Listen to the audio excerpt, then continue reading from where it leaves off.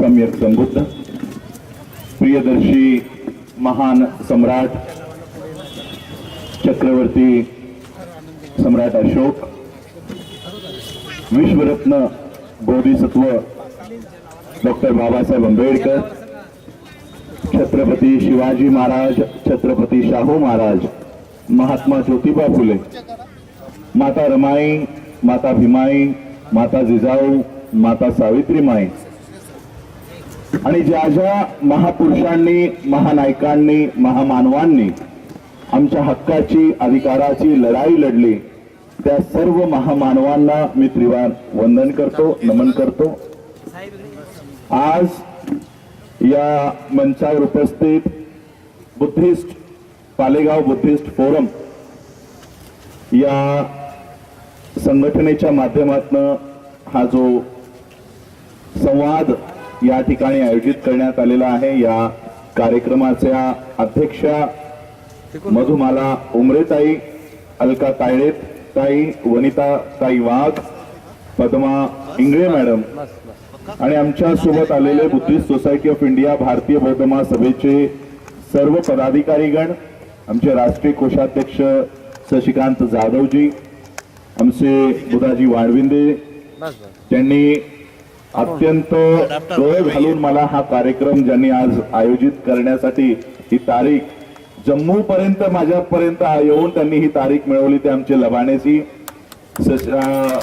माझे खूप जुने सहकारी बाळासाहेब गायकवाड अभिदित्य बौद्ध लहानपणापासून ज्यांना आम्ही बघत आलो चळवळीमध्ये वडिलांसोबत चर्चा करताना बघत आलो ते आमचे गुरु राहुल हंडोरेजी आणि सर्वच पदाधिकारी बुद्धिस्ट सोसायटी ऑफ इंडियाचे आमचे रविकांत जाधव सर बसलेले आहेत। सगळ्यांचे नाव घेणं शक्य होणार नाही। मोहन जाधवजी या ठिकाणी आहेत। मी सगळ्यांचा उल्लेख करतो। या ठिकाणी उपस्थित असणाऱ्या सर्व माझ्या मातांना बंधूंना आणि भगिनींना राजरत्न आंबेडकरचा मानाचा जय भीम। खरं तर विषय कुठून सुरुवात करावा हा प्रश्न होता आणि त्यातही आपण लोकांनी कुणीच भाषणं केली नाहीत प्रास्ताविकही केली नाहीत त्यामुळे मी कुणाची री ओढायची हा माझ्या समोर प्रश्न होता। पण जे आता आम्ही सरांच्या घरी बसलो होतो चहा घेण्यासाठी आणि इकडेही की बौद्ध म्हणजे काय असत बौद्ध कोण सरांनी एक चांगला प्रश्न विचारला की बौद्ध कसं व्हायचं बौद्ध होण्यासाठी काय एलिजिबिलिटी आहे। मला याचं सुंदर उत्तर वर्ल्ड फेलोशिप ऑफ बुद्धिस्ट ही 128 बौद्ध देशांचं संघटन आहे। 1950 साली या संघटनेची स्थापना झाली। बाबासाहेब आंबेडकर या संस्थेच्या स्थापनेमध्ये सामील होते आणि जवळपास 3 कॉन्फरन्सेस बाबासाहेब आंबेडकरांनी अटेंड केलेल्या आहेत 1950, 1954 आणि 1956। एव्हरी 2 इयर्स प्रत्येक 2 वर्षानंतर या देशाच्या कॉन्फरन्स या वर्ल्ड फेलोशिप ऑफ बुद्धिस्टची कॉन्फरन्स होते। 27 देशांपासून सुरू झालेलं हे संघटन 1950 ला 27 देशांपासून सुरू झालेलं हे संघटन 2022 साली 128 देशांपर्यंत पसरलेलं आहे। 128 बौद्ध देश आज या वर्ल्ड फेलोशिप ऑफ बुद्धिस्टचे सदस्य आहेत। या वर्ल्ड फेलोशिप ऑफ बुद्धिस्टच्या आत्ताच नुकतेच मी थायलंडला याच्या 30व्या कॉन्फरन्सला गेलो होतो। 30th कॉन्फरन्स एव्हरी 2 इयर म्हणजे 60 वर्ष 60 वर्ष 1950 ते खरं आज बघायला गेलात तर 2022 सुरू आहे आणि त्या कॉन्फरन्सला गेल्यानंतर मी थायलंडच्या त्या बँकॉकच्या एअरपोर्टला उतरलो आणि तिथून आमच्यासाठी गाड्या ठेवल्या होत्या। जवळपास त्या कॉन्फरन्सच्या त्या आमच्या युनिव्हर्सिटीला जाण्यासाठी 40 मिनिटाचा ड्राईव्ह होता आणि नेमकं माझ्यासोबत त्याच गाडीमध्ये तायवानचे इंटरनॅशनल फायनान्स मिनिस्टर माझ्यासोबत गाडीत होते। बौद्ध म्हणजे कोण बुद्धिस्ट कोण असतात बौद्ध होण्यासाठी एलिजिबिलिटी काय आहे याचं खूप सुंदर उत्तर मला त्यांच्याकडनं मिळालं। ते काय म्हणतात माहित आहे बौद्ध कोण असतात माहित आहे बौद्ध हे जगातले श्रीमंत लोक असतात आणि बुद्धाचा हा धम्म हा गोरगरिबांचा नाही, हा श्रीमंतांचा आणि राजा महाराजांचा हा धर्म आहे. आणि म्हणून या धम्मामध्ये येणारा प्रत्येक व्यक्ती हा श्रीमंत असला पाहिजे, हा धन शिक्षण याच्याने समृद्ध असला पाहिजे. अशा पद्धतीचा बौद्ध या जगामध्ये उभा करण्यासाठी आम्ही अहोरात्र प्रयत्न करत आहोत. तुमच्या भारतात जर एखादा बौद्ध गरीब असेल तर त्याची आर्थिक उन्नती करणं, त्याची शैक्षणिक उन्नती करणं हे जगातल्या बौद्ध देशाचं पहिलं कर्तव्य आहे. कारण बुद्धाचा धम्म हा श्रीमंतांचा आणि राजा महाराजा लोकांचा धर्म आहे. त्या काळामध्ये बुद्धाचा धर्म स्वीकारणारा, बुद्धाचा धम्म स्वीकारणारी लोक हीच सगळी होती. राजे महाराजे आपले राज्य बुद्धाच्या चरणी ठेवत होते. आपण नेहमी बघतो की आपण ज्यावेळेस वंदना करतो त्यावेळेस डोक्यावर आपण नेहमी सांगतो की डोक्यावर काय असेल ते काढून ठेवा. पदर घेतला असेल, टोपी असेल तर ती काढून ठेवा. हे का आपण सांगतो माहित आहे? कारण ज्या काळामध्ये बुद्ध त्यांची चारिका करायचे, राजा महाराजांकडे जायचे, तर राजे महाराजे त्यांच्या डोक्यावरचं मुकुटही बुद्धाच्या पायाशी ठेवायचे. त्याचं प्रतीक म्हणून आपण आज ते डोक्यावर काही ठेवत नाही. अशा पद्धतीने बुद्धाचा तो धम्म आहे. बाबासाहेब आंबेडकरांनी, आता मी माझ्या मूळ विषयाकडे वळतो. बाबासाहेब आंबेडकरांनी आम्हाला बुद्धाचा हा धम्म 14 ऑक्टोबर 1956 अशोका विजयादशमीच्या दिनी रविवार हेही सांगतो, कारण याच्यामध्ये आता भांडणं सुरू झाली. अशोक विजयादशमीला फॉलो करायचं की 14 ऑक्टोबरला फॉलो करायचं? मी म्हणतो अजून रविवार पण सांगतो, रविवारी पण तुम्ही डिवाइड व्हा.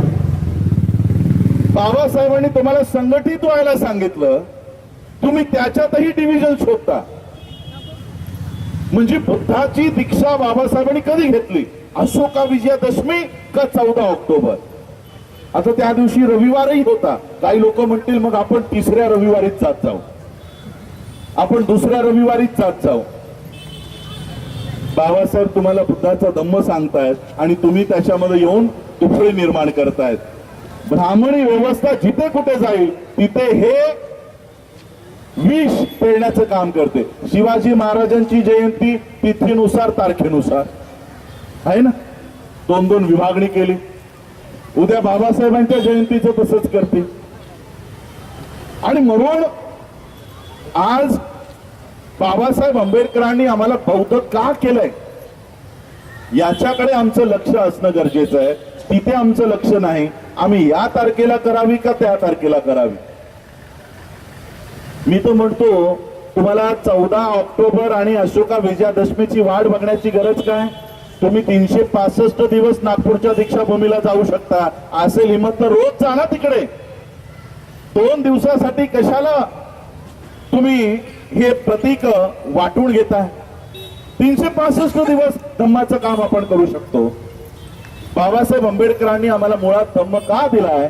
1954च्या वर्ल्ड फेलोशिप ऑफ बुद्धिस्टच्या कॉन्फरन्समध्ये बाबासाहेब आंबेडकर जगातल्या बौद्धांना सांगतात की व्हॉट इज अवर कॉज, आमचं बौद्ध होण्यामागचा हेतू काय आहे. बाबासाहेब म्हणतात की आम्हाला एक प्रिकॉशन घेणं गरजेचं आहे, आम्हाला एक खबरदारी घेणं गरजेचं आहे. कारण जगामध्ये बुद्धाचा धम्म हा केवळ मेडिटेशन आणि अभिधम्म याच्यावरच फोकस करण्यात येतो. पण भारतामध्ये बुद्धाचा धम्म जर तुम्हाला वाढवायचा असेल, त्याचा प्रचार प्रसार करायचा असेल तर एक खबरदारी घेणं गरजेचं आहे. ती खबरदारी कोणती? की आम्हाला बुद्धाचा मेडिटेशनचा आणि बुद्धाचा अभिधम्माचा मेसेज, त्यांचा संदेश मेडिटेशन वरचा याच्यावर फोकस न करता बाबासाहेब आंबेडकर म्हणतात काय बुद्धाने कधी सामाजिक न्यायाची बाजू नाही घेतली? काय बुद्धाने कधी नैतिकता नाही शिकवली? आणि म्हणून तुम्हाला जर या देशामध्ये बुद्धाचा धम्म या देशात पुनर्जीवित करायचा असेल तर तो सामाजिक न्यायावरचा बौद्ध धम्म या देशात रुजवायला हवा. सामाजिक न्याय आणि नैतिकतेवर आधारित असलेला धम्म. अनेक लोक मला विचारतात तुमचा बुद्धिझम कोणता? महायान, हीनयान, वज्रयान. आता एक चांगलं सोपं उदाहरण मला मिळालंय. दिल्लीचा कार्यक्रम तुम्ही सगळ्यांनी टीव्हीवर बघितलाच असेल. आता एक चांगलं उदाहरण, चांगलं उत्तर आम्हाला मिळालंय. आमचा बुद्धिझम हा 22 प्रतिज्ञावर आधारित असलेला बुद्धिझम आहे. यायचं असेल तर 22 प्रतिज्ञा ठामपणे, ते फक्त बोलून नाही त्याच्यावर आचरण करून या 22 प्रतिज्ञेवर आधारित बुद्धिझम बाबासाहेबांनी आम्हाला दिलेला आहे. तुम्हाला खरा आणि खोटा बुद्धिस्ट जर ओळखायचा असेल तर जो बुद्धिस्ट 22 प्रतिज्ञा पाळत नाही तो फेक बुद्धिस्ट समजावा. फेक बुद्धिस्ट हे बुद्धाच्या काळापासून, सम्राट अशोकाच्या काळापासून हे फेक बुद्धिस्ट भारतामध्ये आहे. हे सगळ्यांचे चेहरे आम्हाला माहित आहे कोण आहेत हे फेक बुद्धिस्ट. बाबासाहेब आंबेडकरांनी आम्हाला सामाजिक न्यायाच्या लढाईसाठी बुद्धिझम दिला. बुद्धिझम कधी दिला? 1956 अशोका विजयादशमी 14 ऑक्टोबर. बाबासाहेब आंबेडकरांनी आम्हाला 14 ऑक्टोबर रोजी बौद्ध केलं आणि बौद्ध करण्याआधी बाबासाहेब आंबेडकरांनी देशाला संविधान दिलेलं आहे. संविधान 1949 ला बाबासाहेब आंबेडकरांनी दिला. तो संविधान लागू झाला 1950 ला. आता या संविधानाच्या पहिल्या पानावर हे लिहिलेलं आहे, प्रिएम्बल मध्ये लिहिलेलं आहे जस्टिस म्हणजे न्याय. कोणता justice? Social, economical and political. संविधान आम्हाला काय आश्वासित करतोय?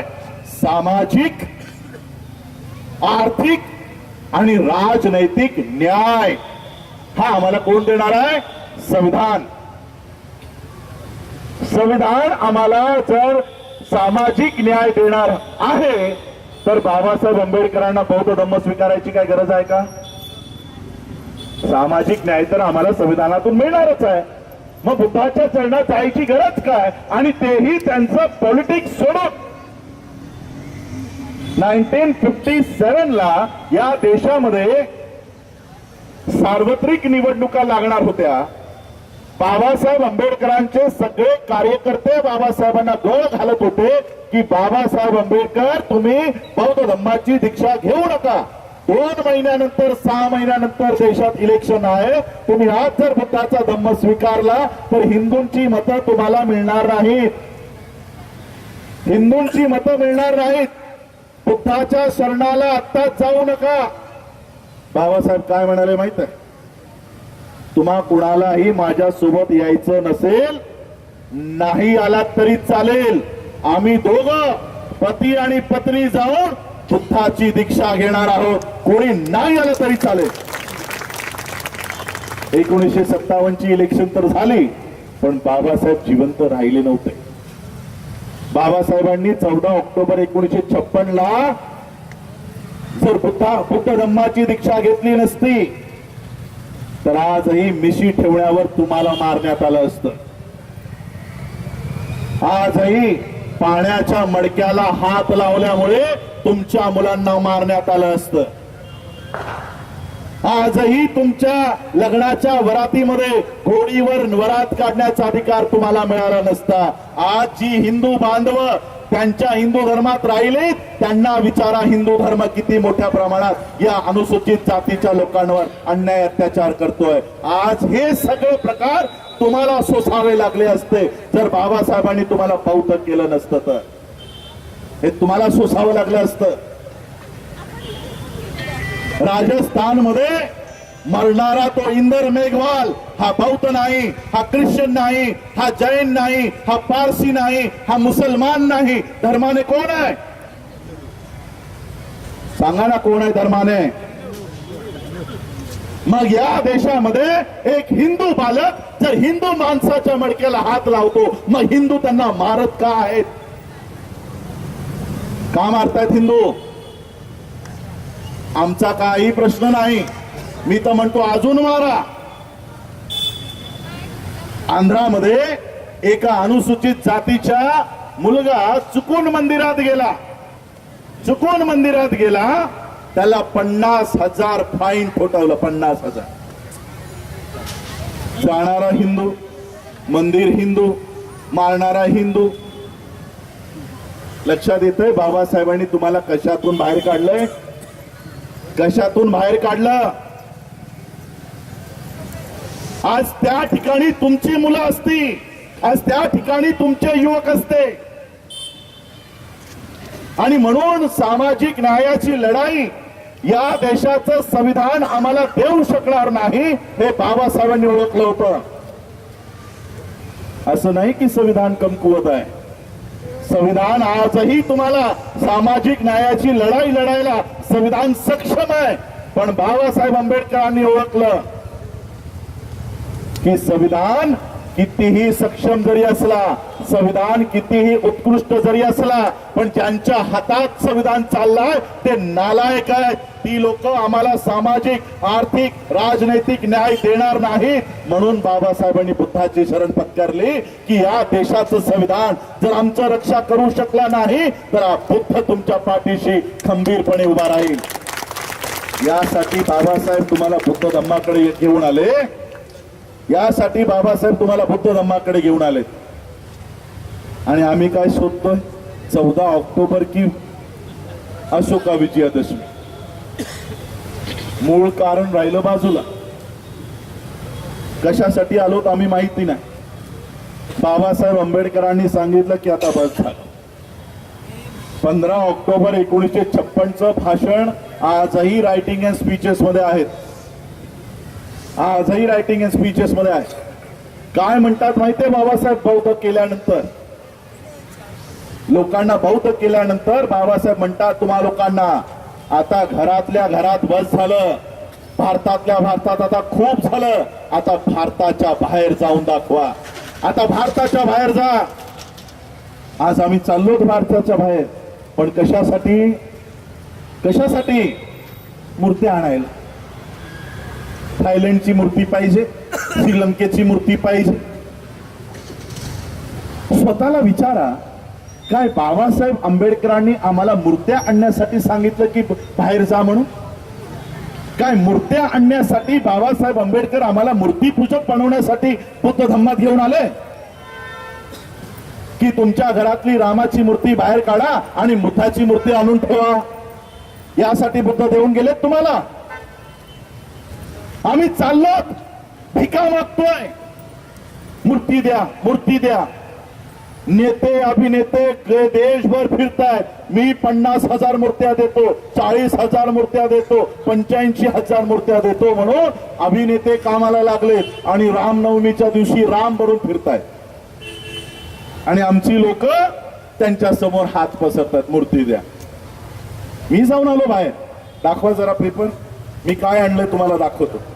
बाबासाहेब आंबेडकर म्हणाले आजही बौद्ध म्हणून माझ्या पतडीमध्ये बरंच काही आहे. माझ्या पतडीमध्ये आजही बौद्ध म्हणून बरंच काही आहे. असं समजू नका की मी बौद्ध झालो म्हणून तुमचं आरक्षण संपलं. असं समजू नका की मी बौद्ध तुम्हाला केल्यामुळे तुमचं शिक्षण संपलं. आजही माझ्या पथडीत बरंच काय आहे. आम्ही कधीच ती पथडी खोलून बघितली नाही. फक्त एकदाच गेलो मी वर्ल्ड फेलोशिप ऑफ बुद्धिस्टच्या कॉन्फरन्स मध्ये, फक्त एकदा.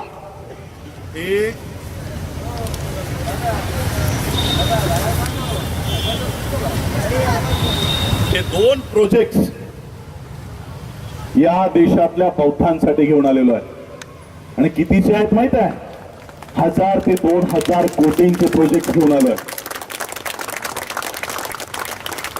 बौद्ध म्हणून, महार म्हणून नाही, चांभार म्हणून नाही, बौद्ध म्हणून हे 2 project. Solar project in Sri Lanka आणि किती 60 million houses. 60 million houses, 6 million म्हणजे 60 लाख घरांवर श्रीलंकेमध्ये आमची मुलं आता तिथे जाऊन काम करतील आणि तिकडे सोलारवर प्रोजेक्टवर काम करतील. आणि दुसरं, या देशाचं बौद्धांची आर्थिक उन्नती व्हावी यासाठी फॉस्फेटचं इम्पोर्ट लायसन्स आम्हाला या ठिकाणी मिळालंय. श्रीलंकेला आम्ही कळवलं, या सगळ्या देशांना आम्ही कळवलं. काय म्हणतात माहित आहे? आम्ही WFPच्या कॉन्फरन्सला गेलो. सगळे बौद्ध देश, जवळपास 128 बौद्ध देशांचे गव्हर्नमेंट ऑफिशियल्स, कोणी फायनान्स मिनिस्टर, कोणी होम मिनिस्टर, कोणी प्रेसिडेंट, कोणी प्राईम मिनिस्टरचा संदेश घेऊन आलाय. हे सगळे बौद्ध देश मला काय म्हणतात माहित आहे? मला त्यांना जेव्हा कळलं मी इंडियातनं आलोय, भारतातून आलोय, काय म्हणतात माहित आहे? ओ India, This time you are very lucky. You got a Buddhist Prime Minister. काय म्हणतात? जपानची लोक, श्रीलंकेची लोक, तायवानची लोक, चायनाची लोक, त्यांना वाटतं की आमचा प्रधानमंत्री बौद्ध आहे. आमचा प्रधानमंत्री बौद्ध आहे. तो बाहेर परदेशात जाऊन स्वतःची आयडेंटिटी बौद्ध म्हणून सांगतो आणि आम्ही दलित आणि तो बौद्ध. माझा कधी फेसबुक पेज राजरत्न आंबेडकर नावाचा माझा पेज आहे. 2-4 वर्षापूर्वीचे व्हिडिओ जाऊन बघा.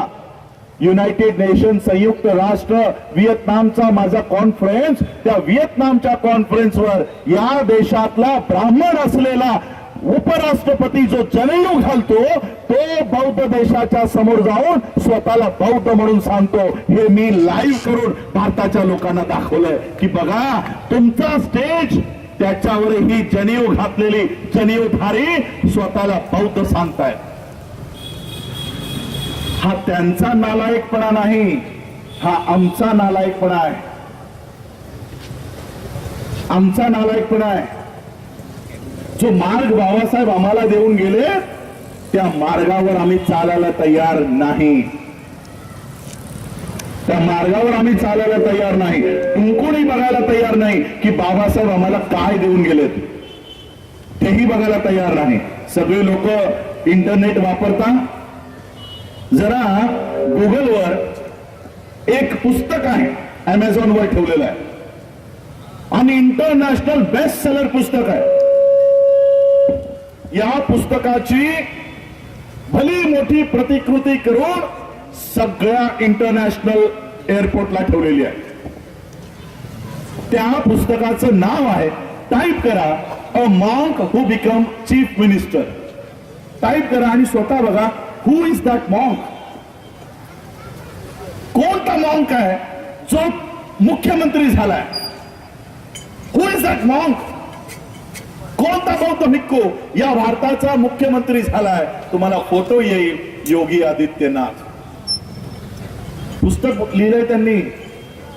पुस्तक लिहून जगाला दाखवलंय की बघा एक बौद्ध भिक्षू या देशामध्ये एका राज्याचा मुख्यमंत्री झाला. मुख्यमंत्री झाला म्हणून अख्ख्या जगातल्या बौद्ध देशांचा पैसा तो उत्तर प्रदेशला घेऊन जातो. उत्तर प्रदेशला. हा मार्ग बाबासाहेबांनी आम्हाला दिला. त्या मार्गावर आम्ही चालायला तयार नाही, डुंकून बघायला तयार नाही. बाबासाहेब आंबेडकरांचे फक्त आमच्याकडे फोटो आहेत, पुतळे आहेत. अख्खे बाबासाहेब आंबेडकर ते लोक कधीच चोरून घेऊन गेलेले आहेत. आता तर नवीन पुस्तकही लिहिलंय, आंबेडकर अँड मोदी. राष्ट्रपतीने उद्घाटन केलं आणि काय दावा केला माहिती आहे पुस्तकामध्ये?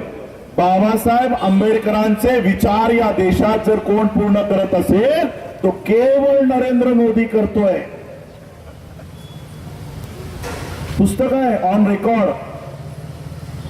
मी म्हणतो बरोबर म्हणताय राष्ट्रपती, बरोबर म्हणताय.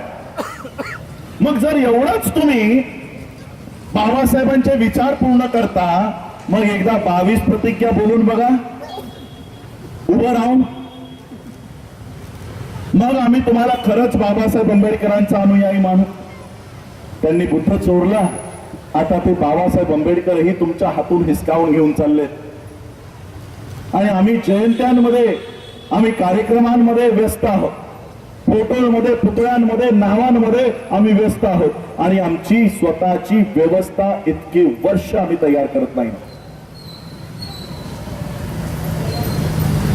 14 ऑक्टोबर आली, अशोका विजयादशमी आली की 5-10 लाख लोक दीक्षाभूमीला जातात. आता या 6 डिसेंबरला 15 लाख लोक चैत्यभूमीला जाते.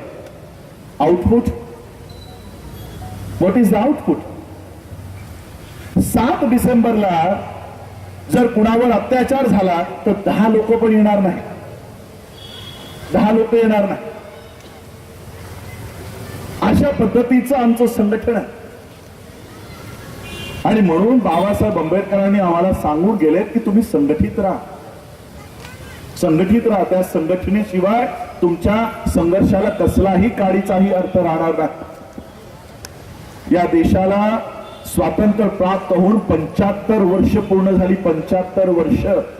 तुम्ही स्वतःला बघा, आता तुम्ही सांगितलं की हा उल्हासनगर हा प्रांत हा मिलिटरी कॅम्प होता. सिंध प्रांतातून स्थलांतरित झालेली लोक या उल्हासनगर मध्ये आली. या उल्हासनगर मध्ये मिलिटरी कॅम्प मध्ये राहिली. Military camp, what you mean by military camp? एका कपड्याच्या बांबूच्या तंबू मध्ये ती लोक राहिली. ती लोक राहिली आणि आज फक्त उल्हासनगर किंवा महाराष्ट्र नाही, अख्खा देश त्या लोकांनी काबीज केला की नाही? व्यवसायामध्ये बहुतांपेक्षाही कमी संख्येमध्ये आज सिंधी कम्युनिटी आहे, पण व्यवसायात पहिल्या क्रमांकावर आहे. कशामुळे? संघटनेमुळे. संघटित आहे. तुम्ही तर कुठून स्थलांतरित झाला नाही, हा देश तुमचाच आहे. या 75 वर्षामध्ये तुम्ही तुमची साधी एखादी छोटीशी शाळा तरी बांधलीत का? 75 years of independence and 72 years of constitution. संविधान. या देशात संविधान लागू होऊन 72 वर्ष झाली. या 72 वर्षामध्ये आम्ही साधी स्वतःची व्यवस्था तयार केलेली नाही. आजही आमची मुलं जी स्वतःला सो कॉल्ड बुद्धिस्ट म्हणतात, त्यांची मुलं इतरांच्या शाळेत जाऊन गुरु ब्रह्मा, गुरु विष्णू, गुरु देवो महेश्वरा केल्याशिवाय त्यांचं दप्तर उघडलं जात नाही. त्यांचं दप्तर उघडलं जात नाही. आमची एक स्वतःची शाळा नाही, स्वतःची शाळा नाही, स्वतःचं हॉस्पिटल नाही. आमचे अनेक कार्यकर्ते कोविड मध्ये दगावले. कारण काय? बेड नाही मिळाला, ऑक्सिजन नाही मिळालं, इंजेक्शन नाही मिळालं. 70 वर्षामध्ये बौद्ध समाजावर एवढी मोठी पाळी यावी, आम्ही स्वतःचं इंट्रोस्पेक्शन, स्वतःचं गिरेबानमध्ये कधी आम्ही बघणार आहोत? एवढी मोठी ताकद आहे आमची. लाख लाख लोक एकत्रित येत आहेत. Output zero. Output zero. काय दिशा देताय तुम्ही समाजाला? काय ही जी लोक इथे मी मंडळी गोळा केली आहे की काय फक्त मी माझी भडास काढण्यासाठी इथे गोळा केली आहे? नाही. जी दिशा बाबासाहेब देऊन गेले त्या दिशेवर आपल्याला चालणं गरजेचं आहे. जर आपण चाललो नाही तर याही पुढे आपण अशाच पद्धतीने आपला वापर फक्त गर्दी म्हणून केला जाईल. गर्दी म्हणून. किती दिवस स्वतःचा वापर गर्दी म्हणून करणार आहात? मी नेता बिलकुल नाही आणि मला नेता होण्याचा शौकही नाही. मला नेता व्हायचं नाही. नेता व्हायचं असतं तर लाख लाख लोक आल्याशिवाय मी स्टेजवर आलो नसतो. मला नेता व्हायचं नाहीये. बाबासाहेब आंबेडकर द बुद्ध आणि धम्माच्या पहिल्या पानावर लिहून सांगतात की या देशामध्ये आम्हाला समाजाचा फ्रेंड, गाईड आणि फिलॉसॉफर व्हायचं आहे. मला या समाजाचा मित्र आणि मार्गदर्शक व्हायचं आहे. त्यासाठी मी तुमच्यामध्ये आलेलो आहे. त्यासाठी ते मार्गदर्शन करण्यासाठी तुम्हाला आलेलो. मी तुम्हाला एक बाबासाहेबांची, कारण आपल्याकडे वेळही कमी आहे, बाबासाहेबांचा एक प्रसंग सांगतो. बाबासाहेब आंबेडकरांचे वडील मिलिटरीमध्ये होते. बाबासाहेबांचे आजोबाही मिलिटरीमध्ये होते. आणि कदाचित माझ्याकडे आता बाबासाहेबांची जवळपास त्यांच्या पूर्वीची 7 लोकांची वंशावळ सापडली आहे. बाबासाहेबांच्या पंजोबाची समाधी औरंगाबादच्या मिलिटरी जो बेस आहे त्याच्यामध्ये आहे. याचा अर्थ बाबासाहेबांचे पंजोबाही मिलिटरीमध्ये होते. म्हणजे पंजोबा, आजोबा, वडील आणि स्वतः बाबासाहेबही त्यांची पहिली नोकरी मिलिटरी मधली आहे. म्हणजे कमीत कमी ऑन रेकॉर्ड 4 पिढ्या आम्हाला मिलिटरी सर्व्हिसच्या दिसतात. मिलिटरीमध्ये होते. ज्यावेळेस ब्रिटिश भारतामध्ये आले त्यांना भारतातली वर्ण व्यवस्था, जाती व्यवस्था याबद्दल त्यांना काही माहिती नव्हती. आणि त्यांना हवे होते या देशामध्ये प्रशासन चालवणारी लोक, एम्प्लॉईज. म्हणून एम्प्लॉईज जर हवे असतील तर आधी त्यांना प्रशिक्षित करणं गरजेचं आहे. त्यांना जर मिलिटरी मॅन हवे असतील, सैनिक हवे असतील, तर त्यांना सैनिकी प्रशिक्षण देणं गरजेचं आहे. त्यांना जर ऍडमिनिस्ट्रेशन चालवणारी लोक हवी असतील तर त्यांना शिक्षण देणं गरजेचं आहे. म्हणून ब्रिटिशरांनी एक चांगलं काम या देशात सुरू केलं, शिक्षण आणि सैनिक भरती. ब्रिटिश येण्यापूर्वी या देशामध्ये मनूचा कायदा होता आणि मनूच्या कायद्यानुसार शिक्षण घेण्याचा अधिकार हा फक्त ब्राह्मणांचा असेल. राजा होण्याचा, तलवार ठेवण्याचा, लढण्याचा अधिकार हा फक्त क्षत्रियाचा असेल. व्यवसाय करण्याचा अधिकार हा फक्त वैश्य समाजाचा असेल आणि या तिघांची गुलामी करण्याचा अधिकार फक्त शूद्रांना असेल. ही वर्ण व्यवस्था होती. आता ब्रिटिश जसेही भारतात आले त्यांनी शिक्षण आणि हत्यार ठेवण्याचा अधिकार सगळ्यांना देऊ केला की या आम्हाला नोकर हवेत, आम्हाला मिलिटरी मॅन हवेत, आम्हाला एम्प्लॉईज हवेत, ज्यांना ज्यांना यायचंय त्यांनी या. आता अशी ऑफर ठेवल्यावर कोणता वर्ग आहे जो सगळ्यात आधी धाव घेईल? ज्यांना हजारो वर्ष शिक्षणापासून आणि लढण्यापासून ज्यांना वंचित ठेवलं तो वर्ग सगळ्यात आधी धाव घेईल. आणि तेच झालं.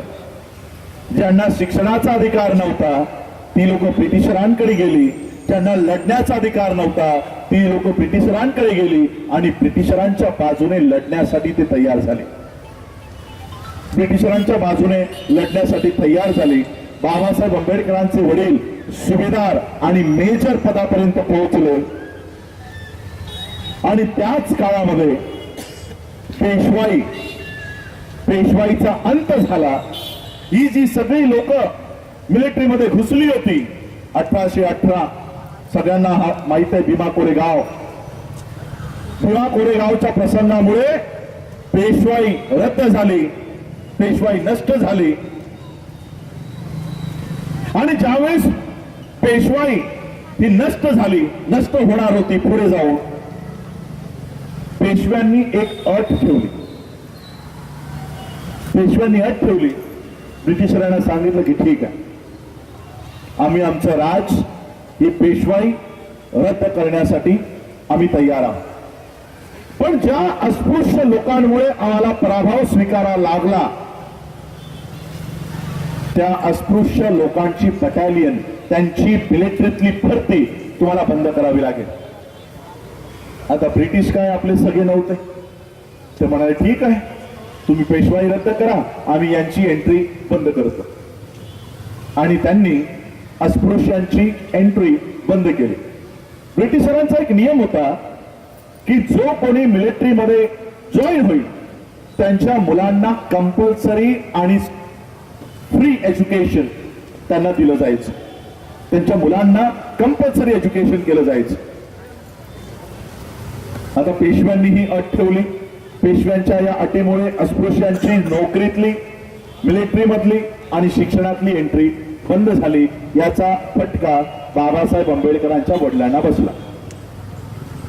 बाबासाहेब आंबेडकरांच्या वडिलांची नोकरी गेली, त्यांचं पगार बंद झाला आणि त्यामुळे छोट्याशा लहानग्याच्या पिवाचं शिक्षणही बंद झालं. त्याचं शिक्षणही बंद झालं. बाबासाहेब आंबेडकरांचे वडील जिवंत असेपर्यंत ते या बटालियनला सुरू करण्यासाठी ते अहोरात्र झटले, लढले. अनेक करस्पॉन्डन्स त्यांनी ब्रिटिशरांना केले. पण बाबासाहेब आंबेडकरांच्या वडिलांच्या हयातीमध्ये ही बटालियन सुरू झाली नाही. आणि ज्यावेळेस बाबासाहेब आंबेडकर मोठे झाले आणि त्यांना आपल्या वडिलांचा हा लढा लक्षात आला, बाबासाहेब आंबेडकरांनी हा लढा रेटला, हा पुढे नेला आणि बाबासाहेब आंबेडकरांना ते यश प्राप्त झालं. आणि ती बंद पडलेली बटालियन बाबासाहेब आंबेडकरांनी या देशामध्ये पुन्हा सुरू केली. ती आजही सुरू आहे आणि ती आजही आमची लोक त्याच्यामध्ये नोकरीला आहे. बाबासाहेबांनी ही बटालियन सुरू केली. ही बटालियन सुरू झाल्यानंतर त्या सगळ्या एक्स मिलिटरी मॅन्सने बाबासाहेबांचा सत्कार करायचा ठरवलं. की बाबासाहेब तुमच्यामुळे आमची बटालियन सुरू झाली, आम्हाला तुमचा सत्कार करायचा. मग बाबासाहेब त्या सत्काराला गेले आणि ते जे भाषण बाबासाहेबांनी दिलेलं आहे ते आजही लिखित स्वरूपात आमच्याकडे आहे. आमच्याकडे म्हणजे सगळ्यांकडेच आहे, रायटिंग अँड स्पीचेस मध्ये. काय म्हणतात माहितीये बाबासाहेब म्हणतात की ब्रिटिश या देशात आल्यानंतर त्यांनी या देशामध्ये आम्हाला नोकऱ्या दिल्या, मिलिटरीच्या नोकऱ्या दिल्या, आम्हाला शिक्षण दिलं. नोकऱ्यांमुळे आम्हाला पगार मिळाला, नोकऱ्यांमुळे आम्हाला पैसा मिळाला, शिक्षण मिळालं. 2-3 पिढ्या आम्हाला हे पैसे मिळाले, 2-3 पिढ्या आम्हाला हे शिक्षण मिळालं. मग आम्ही या पैशाचा वापर, आम्ही या शिक्षणाचा वापर येणाऱ्या पिढीसाठी का केला नाही? आम्ही ती बटालियन बंद होण्याची वाट का बघत बसलो? आम्ही आमच्या पैशाचा उपयोग आमची स्वतःची व्यवस्था उभी करायला का केला नाही?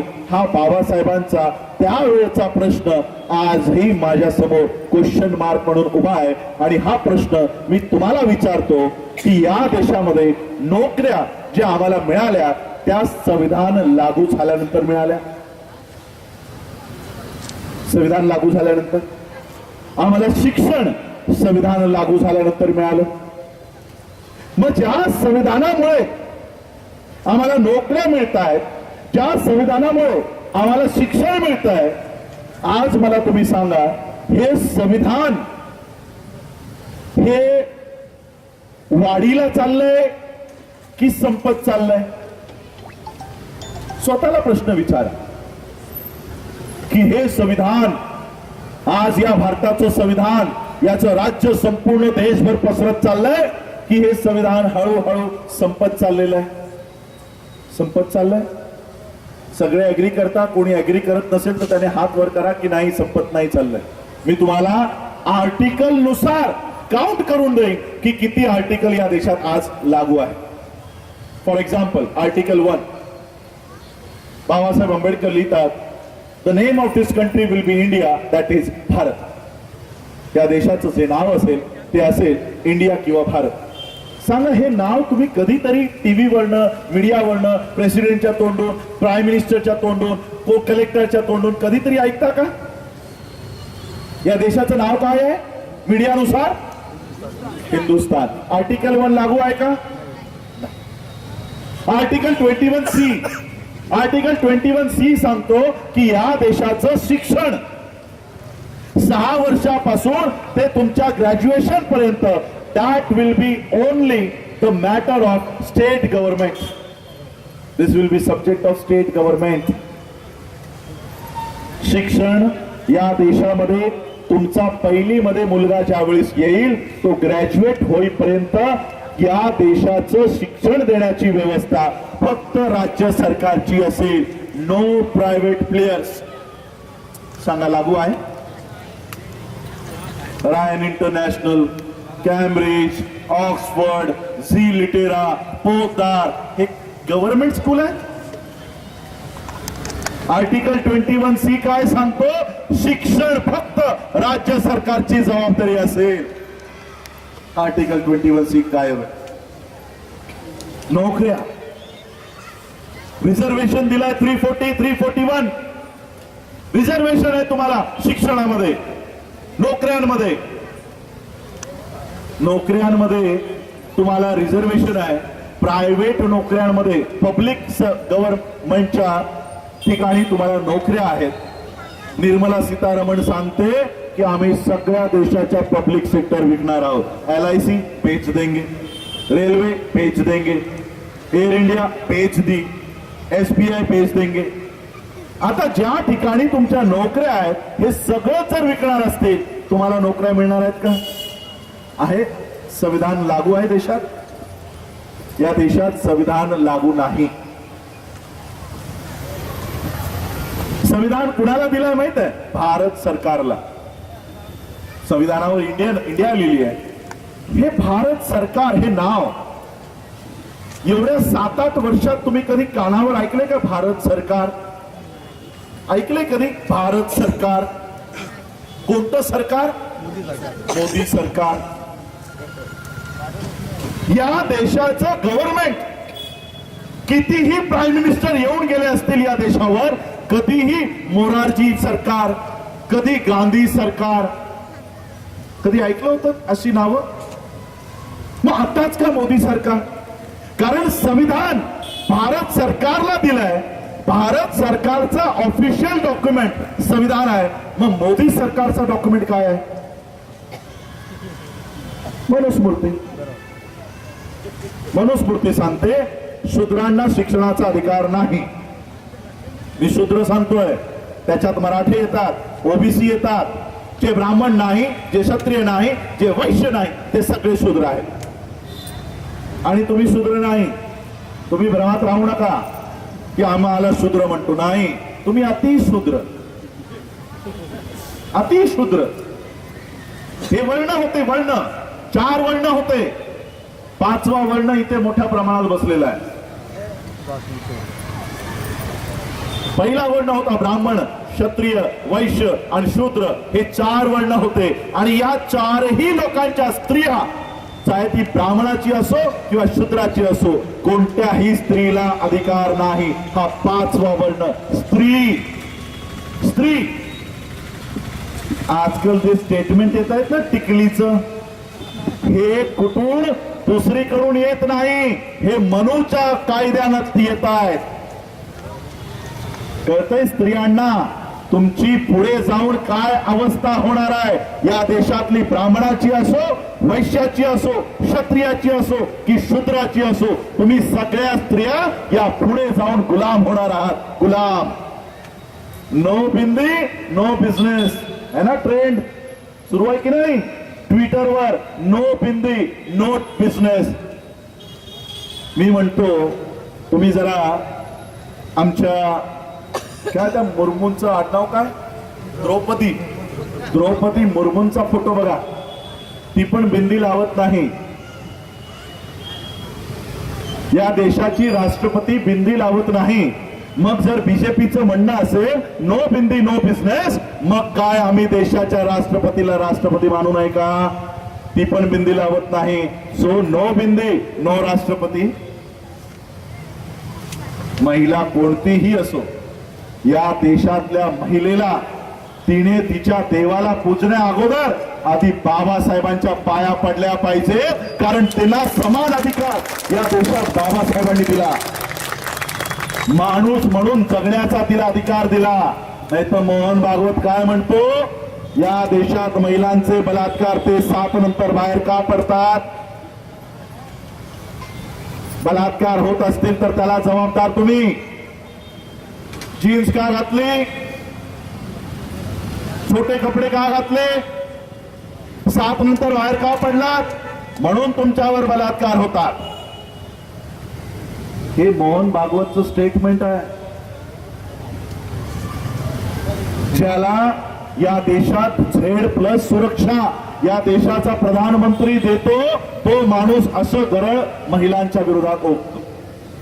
सांगा, बिल्किस बानो सारखी एक महिला तिच्यावर बलात्कार केला, तिचं गर्भ खेचून बाहेर काढला, त्या महिलेवर झालेल्या बलात्कारावर ज्यांना शिक्षा मिळाली त्यांना सोडण्यात आलं. सांगा, एका तरी वुमन, काय म्हणतो आपण, वुमन प्रोटेक्शन सेल का वुमन राईट्स? वुमन राईट्स कुठे गेले? वुमन राईट्स वाले कुठे आहेत? सांगा ना तुमच्या वुमन राईट्स वाले. ज्या एका महिलेवर झालेला बलात्कार, त्याच्या या गुन्हेगारांना सोडण्यात येतं, वुमन राईट्स वाल्या महिला पण चुप आहे. एकही वुमन राईट्सच्या महिलेने आजपर्यंत विरोध केला नाही. संविधान संपुष्टात येत आहे. संविधान संपुष्टात येत आहे आणि याच्यामध्ये कुणालाही याचं दुःख नाही. 2018 साली संसदेच्या समोर काही ब्राह्मणांनी संविधानाला पब्लिकली जाळलं. माहितीये सगळ्यांना? पब्लिकली जाळलं. संसदेच्या हाकेवर या देशाचं संविधान जाळण्यात येतं. या देशाचा प्रधानमंत्री एका शब्दाने याचा विरोध करत नाही. केला कधी? आणि त्याच वेळेस ज्यावेळेस हे संविधान जाळण्यात आलं त्यावेळेस गौतम गंभीर नावाचा क्रिकेटर त्याच्या करंगळीला काहीतरी दुखापत झाली. तो प्रधानमंत्री ट्विट करून गौतम गंभीरला आराम पडावा म्हणून मेसेज लिहितो, पण संविधान जाळल्याचं खंत व्यक्त करत नाही. खंत व्यक्त करत नाही. याच्या प्रतिक्रियेत संपूर्ण देशभर लोक रस्त्यावर उतरतात, जाळपोळ करतात, फायरिंग होते. ही सगळी संख्या किती होती माहित आहे? केवळ 1 लाख लोक सगळ्या देशामध्ये रस्त्यावर उतरली होती. काही लोक युपी मध्ये, काही राजस्थान मध्ये, काही मध्य प्रदेशमध्ये, महाराष्ट्रात तुरळक ठिकाणी 1 लाख लोक. मी फायनान्सचा विद्यार्थी, अकाउंटचा विद्यार्थी आहे. Calculate the ratio, calculate the proportion. 132 crore लोकांचा देश आहे. संविधानाला वाचवण्यासाठी, संविधानाच्या समर्थनात 1 लाख लोक रस्त्यावर उतरतात. What is the ratio? What is the proportion? किती पर्सेंटेज लोक या देशात संविधानाला वाचवण्यासाठी रस्त्यावर आहेत? Not a single 1%. 1% ही लोक देशाचं संविधान वाचवण्यासाठी रस्त्यावर नाही. आता विचार करा, ज्या दिवशी संविधान खरंच हटवला जाईल कुठून तरी प्रतिक्रिया येईल का? नाही येणार. आणि बरं, हे का प्रतिक्रिया देत नाही? संविधान काय फक्त आमच्यासाठी आहे? संविधान काय फक्त आमच्यासाठी अधिकार देऊन गेले? त्याच्यात मुसलमानांना अधिकार आहे, त्याच्यात जैनांना अधिकार आहे, सिखांना अधिकार आहे, पारशांना आहे, ख्रिश्चनांना आहे, ओबीसीला आहे, एससी ला आहे, एसटी ला आहे. मग ही सगळी लोक संविधानाच्या समर्थनात रस्त्यावर का उतरत नाहीत? का उतरत नाहीत माहित आहे? कारण संविधानाचा जेवढा फायदा घ्यायचा होता त्यांनी तो फायदा घेऊन त्यांची व्यवस्था आधीच तयार करून टाकली. आता आम्हाला संविधानाशी काही देणं घेणं नाही. तो जळला काय आणि संपला काय, आम्हाला काय घेणं देणं? त्या संविधानातले आर्टिकलचा उपयोग करून मुसलमानांनी त्यांची व्यवस्था उभी केली, सिखांनी त्यांची व्यवस्था उभी केली, ख्रिश्चनांनी त्यांची व्यवस्था उभी केली. तुम्ही व्यवस्था उभी केलीत का? फॉर एक्झाम्पल, सिखांचे गुरुद्वारा आहेत, त्यांची शाळा आहेत, गुरु नानक कॉलेज आहे, खालसा कॉलेज आहे, अनेक शिक्षणाची व्यवस्था त्यांची स्वतःची आहे. त्यांचे स्वतःचे हॉस्पिटल आहेत, त्यांच्या स्वतःच्या नोकऱ्यांच्या व्यवस्था आहेत. ख्रिश्चनांच्या स्वतःचे कॉन्व्हेंट स्कूल आहेत, कॉन्व्हेंट कॉलेजेस आहेत, त्यांचे हॉस्पिटल्स आहेत, त्यांच्या व्यवस्था आहेत. मुसलमानांच्या स्वतःच्या शाळा आहेत, मदरसे आहेत, कॉलेजेस आहेत, हॉस्पिटल आहेत. तुम्ही संविधानाचा किती वापर केला? 395 आर्टिकल्स आहेत देशात, 395 आर्टिकल. आणि तुम्ही किती आर्टिकलचा उपयोग केलात माहित आहे? हार्डली 1.5. शिक्षण, नोकरी, नोकरी, शिक्षण, या पलीकडे संविधान उघडूनही बघितलं नाही. अरे त्या संविधानाचा आता तर आम्ही रस प्यायला सुरुवात करणार होतो, तेवढ्यात त्यांनी त्याच्यात विष घालवलंय.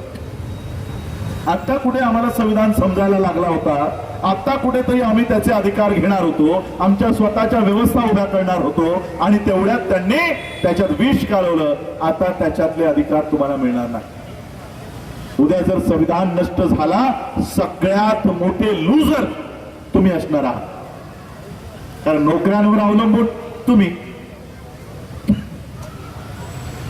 आजही स्कॉलरशिपवर अवलंबून तुम्ही आहात. उद्या जर या देशातलं संविधान हटलं, सगळ्यात मोठा तोटा तुम्हा लोकांचा होणार आहे. आणि म्हणून मी बाबासाहेबांचा हा उल्लेख तुम्हाला करून दिला की बाबासाहेब आंबेडकर म्हणतात की ब्रिटिशरांनी बटालियन बंद करेपर्यंत तुम्ही कशाची वाट बघत बसलात? स्वतःची व्यवस्था का उभी केली नाही? हाच प्रश्न मला तुम्हाला विचारायचा आहे. या संविधानाचा 72 वर्ष आम्ही उपयोग केला, वापर केला. मग या संविधानातून मिळणाऱ्या नोकऱ्या, या संविधानातून मिळणारं शिक्षण, या संविधानाच्या माध्यमातून मिळणारा पगार, त्या पगाराचा वापर आम्ही आमच्या पुढच्या पिढीसाठी का करत नाही आहोत? का करत नाही आहोत? आजचा दिवस संडे आहे. हा दिवसही बाबासाहेबांमुळे तुम्हाला मिळाला. संडेची सुट्टी या देशात नव्हती. बाबासाहेबांनी ही संडेची सुट्टी लागू करून दिली का? कारण माझा समाज कमीत कमी एक दिवस येऊन स्वतःच्या व्यवस्थेवर चर्चा करेल, स्वतःच्या मिशनवर चर्चा करेल. आम्ही मिशनवर चर्चा करण्याऐवजी मटनवर चर्चा करायला लागतो. रेसिपीज आज काय बनवायची? बाबासाहेब म्हणाले कमीत कमी एक रविवार तरी तुम्ही विहारात येत जा. तर रविवारी तुम्ही येत जा. ही रविवारची सुट्टी बाबासाहेबांनी आम्हाला दिली. आम्ही झोपून ती वाया घालवतोय. आज आमची स्वतंत्र व्यवस्था नाही, आमचं शाळा नाही, शिक्षण नाही. आणि यावरच मी काम करतोय. मला माहिती आहे येणाऱ्या 5 ते 10 वर्षामध्ये आमचं शिक्षण पूर्णपणे याचं बाजारीकरण होणार आहे. 5 ते 10 वर्ष पण नाही, 1-2 वर्षातच. काल आमचे संदीप या ठिकाणी उभे असतील. माझं वाहन नेहमी तोच मला सगळीकडे घेऊन जातो. त्याची मिसेस आम्हाला सांगते की प्री स्कूलमध्ये त्याच्या मुलाला प्री स्कूलला टाकायचं आहे. प्री स्कूलमध्ये मुलाची फी 50,000 रुपये, 50 ते 60,000 रुपये. प्री स्कूल म्हणजे त्याला स्कूल पण धरलं जात नाही. हे पहिलीत जाण्यापूर्वी 3 वर्ष त्याला फक्त मातीत खेळायला सोडलं जातं. त्या मातीत खेळण्याची फी 50 ते 60,000 रुपये दरवर्षाला. 50 ते 60,000 रुपये. 10वी पर्यंत येईपर्यंत आमच्या मुलांना जवळपास 1 कोटी रुपये लागणार आहेत. 1 कोटी. रायन इंटरनॅशनल आहेत आपल्या आजूबाजूला, ऑक्सफोर्ड आहेत, कॅम्ब्रिज आहेत. 2012 साली मी माझ्या मुलीच्या ऍडमिशनसाठी तिथे गेलो. त्यावेळेस लक्षात आलं 3.5 लाख रुपये एका वर्षाची फीज आहे. 3.5 लाख. आणि ऍक्च्युअल एज्युकेशन तिथेच आहे. तुमच्या शाळेमध्ये, पब्लिक स्कूलमध्ये फक्त खिचडी खाण्यासाठी तयार करताय. इथे तुम्ही सगळे माझ्या आधीच्या पिढीची लोक बसलेली आहात, माझ्या पिढीची पण इथे लोक बसलेली आहे. आम्हाला शाळेत गेल्यावर कुणी साधं चॉकलेट दिलं नाही. दिलं होतं का? कुणी एक साधं पार्लेजीचं बिस्किट दिलं नाही. एक काही न खाता आम्ही डॉक्टर, इंजिनियर, लॉयर, ऑफिसर झालो. आमच्या मुलांना केळी खाऊ घालतायत, दूध पाजतायत, खिचडी खाऊ घालतायत. आणि काय बनवतायत? लेबर बनवतायत. बाबासाहेब आंबेडकरांनी सांगितलं शिक्षण वाघिणीचं दूध आहे. जो कोणी प्राशन करेल तो गुरगुरल्याशिवाय राहणार नाही. आमच्या अडाणी आयांनी, अडाणी स्त्रियांनी बाबासाहेबांनी आदेश दिलाय, बाबासाहेबांनी सांगितलंय. म्हणून प्रत्येक जण आपल्या मुलाला शिक्षण देण्याचं सुरुवात तिने केली. लोकांच्या घरात घरकाम केलं असेल, लोकांच्या शेतावर जाऊन राबली असेल, पण तिने तिच्या घरात डॉक्टर, इंजिनियर तयार केला. Doctor, engineer. आज माझ्या समोर जी लोक डॉक्टर आणि इंजिनियर मला ऐकत असतील, ते त्यांच्या मुलांना डॉक्टर, इंजिनियर बनवू शकत नाही. अडाणी स्त्री बनवू शकत होती, शिकलेली लोक बनवू शकत नाही. कारण आता जर तुम्हाला MBBS ला टाकायचं असेल तर 12वी नंतर तर नीट नावाची परीक्षा लावलेली आहे. या नीट मध्ये पास झालात तर तुम्हाला ऍडमिशन मिळेल. मी माझंच एक उदाहरण देतो. मागच्या 2-3 वर्षापूर्वी बॉम्बे हायकोर्टचे सगळ्यात नावाजलेले ऍडव्होकेट आहेत, माझे परिचयाचे आहेत, आमचे चांगले रिलेशन्स आहेत. त्यांचा मुलगा 12वी सायन्स पास झाला. ते माझ्याकडे आले, सर माझा मुलगा 12वी पास झालाय, याला इथे वाशीला DY पाटील कॉलेज आहे, सायन्स कॉलेज माहिती आहे तुम्हाला लोकांना, DY पाटील. म्हणून आम्हाला DY पाटीलला ऍडमिशन घ्यायचं आहे. तुमचं एखादं शिफारिश पत्र मिळालं तर माझ्या मुलाला ऍडमिशन मिळेल. मी सांगितलं मी तर कधी असली कामं करत नाही. तुम्हाला पाहिजे तर एखादा पॉलिटिशियन गाठा आणि त्याचं लेटर घ्या, कदाचित तुमचं काम तिकडून होईल. तर अशा पद्धतीने मी त्यांना सांगितलं. ते कदाचित गेले असते. 1-2 आठवड्यानंतर पुन्हा ते मला भेटले आणि मग मी त्यांना विचारलं की झालं का तुमच्या मुलाचं ऍडमिशन? ते म्हणाले हो झालं. म्हणजे कुणाचं पत्र घेतलं? नाही म्हणे पत्र नाही घेतलं, 2 कोटी रुपये डोनेशन दिलं एका MBBS सीट साठी. या DY पाटील मध्ये 2 कोटीचा रेट सुरू आहे. 2 कोटी. आहे शिकलेली डॉक्टर आपल्या मुलांना डॉक्टर बनू शकतील. इंजिनियर साठी 75 लाख छोट्याशा कॉलेजमध्ये, कुठेतरी कर्जत साईडला कॉलेज असेल. 75 लाख, 1 कोटी, 2 कोटी, 5 कोटी. हे युक्रेन आणि रशियाचं युद्ध झालं माहित आहे तुम्हाला. सगळी युक्रेनची पोरं परत आली. काय करत होती तिकडे? MBBS साठी अभ्यास करत होती. या देशात आता तुमची मुलं डॉक्टर इंजिनियर होऊ शकत नाही. डॉक्टर इंजिनियर होऊ शकत नाही. आणि म्हणून आम्हा लोकांना आमची व्यवस्था स्वतः उभी करावी लागेल. समस्या तुमची आहे ना, समाधान पण तुम्हालाच द्यावं लागेल. दुश्मनाकडून कुठे समाधानाची अपेक्षा करताय की मोदी काहीतरी आमच्यासाठी करेल. मोदी गेला तर गांधी येईल, गांधी गेला तर मोदी येईल.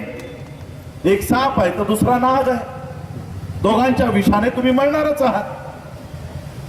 म्हणून यांच्याकडनं अपेक्षा करू नका. स्वतःची व्यवस्था स्वतः उभी करू शकता एवढी ताकद तुमच्यामध्येच आहे. आणि मी एक काल्पनिक सांगत नाही आहे, माझ्याकडे पुरावा आहे. तुम्हा लोकांना काय टोपण नाव दिलं? दलित. जी लोक तुम्हाला दलित म्हणतात, तुमची ताकद काय माहित आहे? मागच्या 2020 साली या 2020ला लॉकडाऊन लागलं, कडक लॉकडाऊन. लॉकडाऊन लागल्यानंतर बाबासाहेब आंबेडकरांची जयंती ही लॉकडाऊन मध्येच गेली. आपण बाहेर येऊ शकलो नाही. बाबासाहेब आंबेडकरांसाठी साधं फूल हारही आम्हाला उपलब्ध झाला नाही. आम्ही घरातल्या घरातली जी कॅन्डल होती, जी अगरबत्ती होती ती लावली आणि बाबासाहेबांची जयंती साजरी केली. अशा पद्धतीने संपूर्ण देशात, संपूर्ण विश्वात बाबासाहेबांची जयंती साध्या पद्धतीने साजरी झाली. साध्या पद्धतीने 16 एप्रिलला इकॉनॉमिक टाइम्स मध्ये एक बातमी आली, ऑनलाईन एडिशन. ती बातमी, तिचं टायटल होतं की बाबासाहेब आंबेडकरांची जयंती कोरोनामुळे साजरी झाली नाही. मी बोलो इकॉनॉमिक टाइम्सला काय दुःख होतंय की बाबासाहेबांची जयंती झाली नाही म्हणून हा का रडतोय, जरा वाचूया. म्हणून ती न्यूज क्लिक केली. ती संपूर्ण न्यूज वाचल्यानंतर त्याचं दुःख माझ्या लक्षात आलं. त्याचं म्हणणं असं होतं की बाबासाहेब आंबेडकरांची जयंती साजरी न झाल्यामुळे भारतीय अर्थव्यवस्था म्हणजे ब्राह्मणी व्यवस्थेला 2100 कोटी रुपयांचा तोटा झाला, 2100 कोटी रुपयांचा फटका बसला. याचा अर्थ कळतो तुम्हाला? याचा अर्थ असा आहे की बाबासाहेब आंबेडकरांना अभिवादन करत असताना एका रात्रीत आम्ही 2100 कोटी रुपये बाबासाहेबांच्या जयंतीवर खर्च करतो. किती? 2100 कोटी. सांगा, जो समाज एका रात्रीत आपल्या महामानवाला अभिवादन करताना 2100 कोटी खर्च करतो, तो समाज दलित असू शकेल काय? तो समाज दलित असेल का?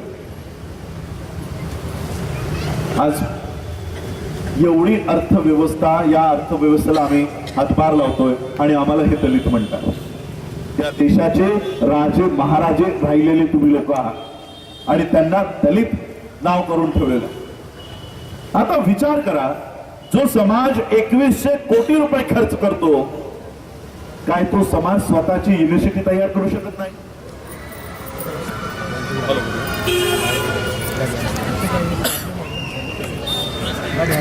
आरक्षण संपत चाललेलं आहे, नोकऱ्या संपत चाललेल्या आहेत, शिक्षण संपत चाललेलं आहे. Everything accept. सॉल्युशन काय? आम्हाला पुन्हा बॅक टू द बेसिक्स आम्हाला वळावं लागणार आहे. बाबासाहेब आंबेडकरांनी ॲनिहिलेशन ऑफ कास्ट मध्ये एक आदर्श समाज कसा असावा यासाठी संपूर्ण व्यवस्था त्याच्यात मांडलेली आहे. आम्हाला फक्त त्यावर इम्प्लिमेंटेशन करणं गरजेचं आहे. पहिलं काम बाबासाहेब आंबेडकर ॲनिहिलेशन ऑफ कास्टच्या त्या प्रिफेस मध्ये जो छापून ठेवलेला आहे, त्या प्रिफेस मध्ये बाबासाहेब आंबेडकर एक आयडियल सोसायटी, एक आदर्श समाज कसा असतो, त्यामध्ये बाबासाहेब म्हणतात की एका ठिकाणी झालेला बदल हा दुसऱ्या ठिकाणी ज्या दिवशी कम्युनिकेट होतो ज्या समाजात कम्युनिकेट होतो तो एक आदर्श समाज असतो. आता या सेंटेन्सला जर आपण बघितलं तर मला असं लक्षात येतं की आजही आम्ही एक आदर्श समाज तयार करू शकलेलो नाही. नागपूरमध्ये काय घडतंय ते या उल्हासनगर अंबरनाथच्या लोकांना कळतंय का? नाही. पंजाबमध्ये काय चाललंय ते दिल्लीच्या लोकांना कळतंय का? नाही. म्हणजे एक आयडियल सोसायटी आम्ही तयार केलेली नाही. मग आयडियल सोसायटी जर तयार करायची असेल तर आम्हाला काय करणं गरजेचं आहे? मला आजही आठवतोय एक 1996 मध्ये 95 मध्ये आमच्या घरी टेलिफोन आला होता. टेलिफोन दिल्यानंतर त्यांनी आम्हाला एक भलं मोठं पुस्तक दिलं, सगळ्यांचे नंबर असलेलं. त्याला आपण टेलिफोन डिरेक्टरी म्हणतो. त्या डिरेक्टरीमध्ये कुणाचंही नाव शोधायचं असेल, नंबर शोधायचा असेल तर तो अल्फाबेट शोधून त्याचं नाव शोधून आपण त्याला फोन लावत होतो. 1995 मध्ये या सरकारकडे आमचा सगळा डेटा होता. आजही आहे. आधार कार्ड आहे ना तुमचे, तुमच्या आधार नंबरवर तुमचे किती बँक अकाउंट आहेत, किती घरं आहेत, किती गाड्या आहेत, तुमच्या घरात किती लोक राहतात, सगळा डेटा तुमचा तिकडे आहे. सगळा डेटा आहे. तुमची माहिती तुमच्या दुश्मनांकडे आहे पण तुमच्याकडे नाही.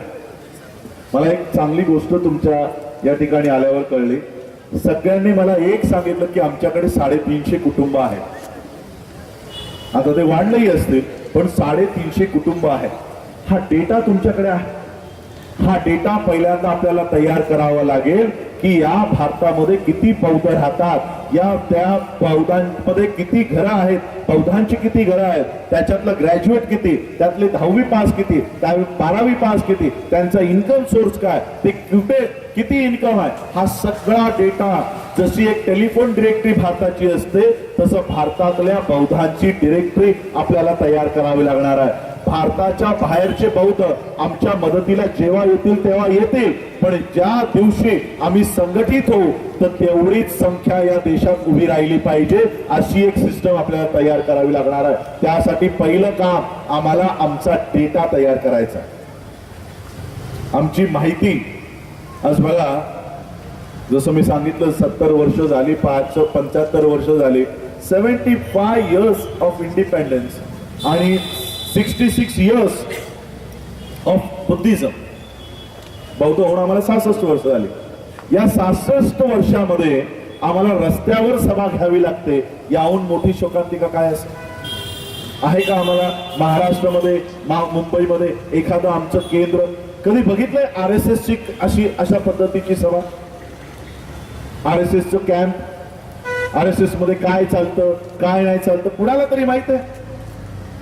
काय शिकवतात आतमध्ये? या चड्ड्या घालून कशाला बोलवतात? नितीन गडकरी चड्डीमध्ये, मोहन भागवत चड्डीमध्ये, देवेंद्र फडणवीस चड्डीमध्ये, असं चड्डीमध्ये कसलं शिक्षण देतात? माहितीये तुम्हाला आतमध्ये काय शिक्षण देतात? कुणालाही माहिती नाही. किती RDX आहे यांच्याकडे, किती ट्रायफल आहे त्यांच्याकडे, किती चॉपर्स आहेत त्यांच्याकडे, किती गन आहे त्यांच्याकडे, कुणाकडे तरी डेटा आहे का याचा? ते त्यांच्या कॅम्प मध्ये कुणाला येऊ देत नाही. आणि आम्ही आमच्या सगळ्या स्ट्रॅटेजी रस्त्यावर, आमच्या सगळ्या प्लॅनिंग रस्त्यावर. प्लॅनिंगवर काम करत नाही तोपर्यंत काउंटर प्लॅन तयार असतो. प्लॅनिंगवर काम पण झालेलं नसतं, काउंटर पहिला सुरू झालेलं असतं. म्हणून आम्हाला आमची व्यवस्था उभी करावी लागणार आहे. आम्हाला आमच्या व्यवस्था उभ्या कराव्या लागणार आहे. आणि त्यासाठी आम्ही या ठाणे जिल्ह्यातून, मी स्वतः अर्थशास्त्राचा विद्यार्थी आहे, फायनान्सचा विद्यार्थी आहे, इकॉनॉमिक्सचा विद्यार्थी आहे. आणि म्हणून बाबासाहेब आंबेडकरांनी आम्हाला उद्योजकतेकडेही नेण्यासाठी एक कायदा तयार केला. त्या कायद्याचं नाव आहे कोऑपरेटिव्ह ऍक्ट. कोऑपरेटिव्ह ऍक्ट, सहकार चळवळ, सहकार क्षेत्र. तुम्हाला माहित आहे या महाराष्ट्रामध्ये किंवा या पूर्ण भारतामध्ये सहकार क्षेत्र जे बाबासाहेबांनी तयार केलं की आमच्याकडे 1 कोटी रुपये नाही, आम्ही एका रात्रीत 1 कोटी रुपये देऊ शकत नाही, मोठे मोठे उद्योग व्यवसाय उभे करू शकत नाही. आणि म्हणून बाबासाहेब आंबेडकरांनी सहकार कॉन्सेप्ट आणले की एकमेकांच्या सहाय्याने आम्ही ते बिझनेस करू, ते एंटरप्रिनरशिप करू. यासाठी बाबासाहेबांनी कोऑपरेटिव्ह मुवमेंट आणले. सांगा या कोऑपरेटिव्ह मुवमेंटचा सगळ्यात मोठा बेनिफिशरी कोण आहे या देशामध्ये? Who is the biggest beneficiary of cooperative movement? Sharad Pawar आहे. बाबासाहेबांशी काही घेणं देणं आहे? गाडीचाही विचारांशी बाबासाहेबांच्या घेणं देणं नाही. तो माणूस सहकार क्षेत्र संपूर्ण आपल्या हातात ठेवतो. साखर कारखाने त्याच्या हातात, टेक्सटाईल मिल त्यांच्या हातात, सगळे सहकार विभाग त्यांच्या हातात आहे. आणि आम्ही नोकऱ्या कुठे आहेत का ते शोधतोय. आणि म्हणून या कोऑपरेटिव्ह मुवमेंटला हातात घेण्यासाठी आम्ही ठाणे जिल्ह्यातनं हे पदार्पण करत आहोत की पौठांची स्वतंत्र अर्थव्यवस्था या देशात उभी राहावी, पौठांची स्वतंत्र बँक उभी राहावी, यासाठी ठाणे जिल्ह्यातून आम्ही ती पहल सुरू केलेली आहे. मी तर फक्त शरद पवारांचं नाव घेतलं. तुमच्या गुगलला जाऊन ज्या बँकेची निर्मिती आम्ही ज्या ऍक्ट खाली करणार आहोत ते जरा रिसर्च करा. कोऑपरेटिव्ह बँक आणि त्या बँकेचं नाव, जी बँक बाबासाहेबांनी तयार केलेल्या कोऑपरेटिव्ह ऍक्ट वर उभी आहे, त्या बँकेचं नाव तुम्हाला देतो. मला फक्त सांगा त्या कोणत्या समाजाची लोक आहेत? त्या बँकेचं नाव आहे सारस्वत बँक. सारस्वत बँक. काय सारस्वत मराठ्यांमध्ये असतं, काय सारस्वत मुसलमानांमध्ये असतात, काय सारस्वत सिखांमध्ये असतात? कोण असतात हे सारस्वत? कोण आहे? ब्राह्मण. सारस्वत ब्राह्मणांनी त्यांची कोऑपरेटिव्ह बँक तयार केली.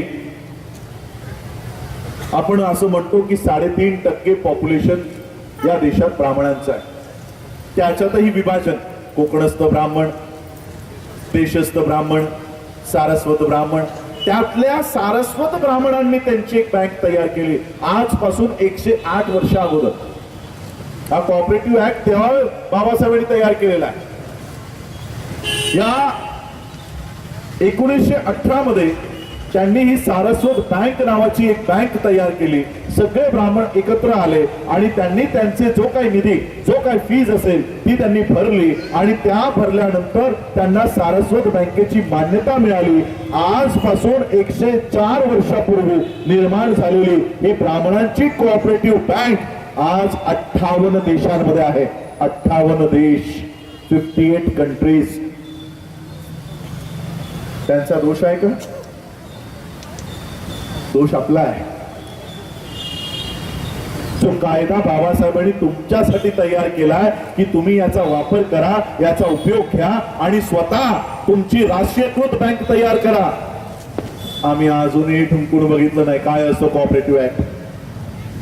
सहकार चळवळ काय असते आम्हाला माहिती नाही. अजूनही आम्ही ठुमकून बघितलं नाही.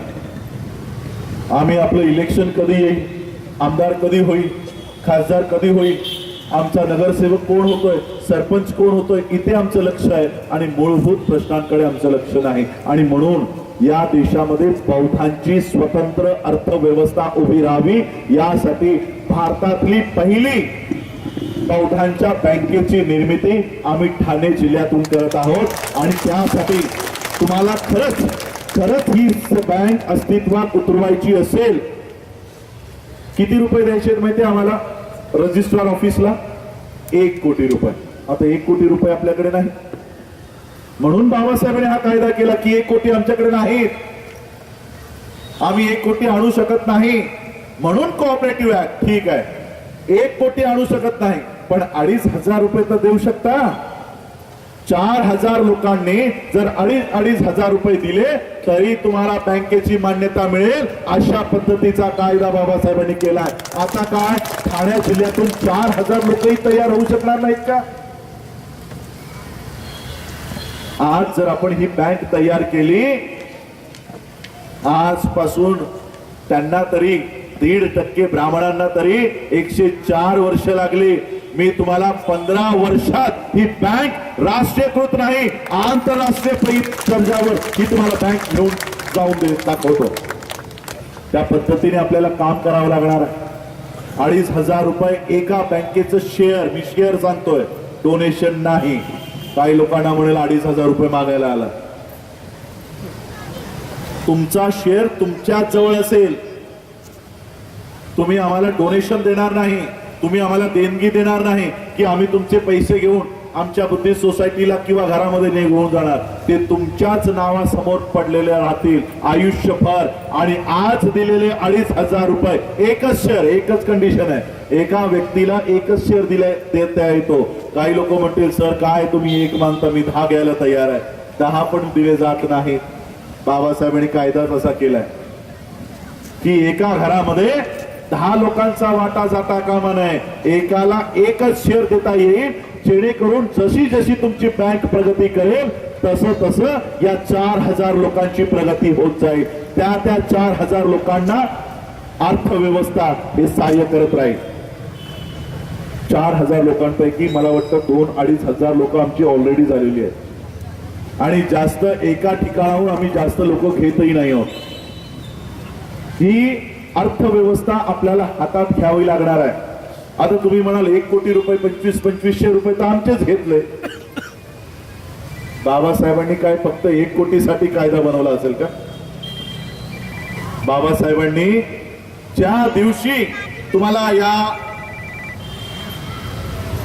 देशामध्ये कोऑपरेटिव्ह बँकेची मान्यता मिळेल त्याच दिवसाला ठाणे जिल्हा मध्यवर्ती बँक तुम्हाला 100 कोटी तुमच्या अकाउंटमध्ये डिपॉझिट करेल.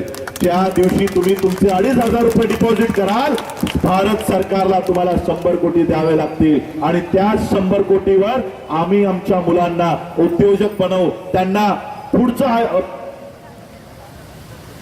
अच्छा ठीक, मला वाटतं पोलिसांचे आभार मानतो मी, त्यांनी 10:15 पर्यंत बोलू शकता म्हणून परवानगी दिली आहे. तर हे आम्हा लोकांना आज तयार करावे लागणार आहे मिशन म्हणून. ही बँक, हे बँकेचं नियोजन कसं असेल तेही तुम्हाला शॉर्ट मध्ये सांगतो. 1 एप्रिल 2023 ला या बँकेचं उद्घाटन होईल, या बँकेची निर्मिती होईल.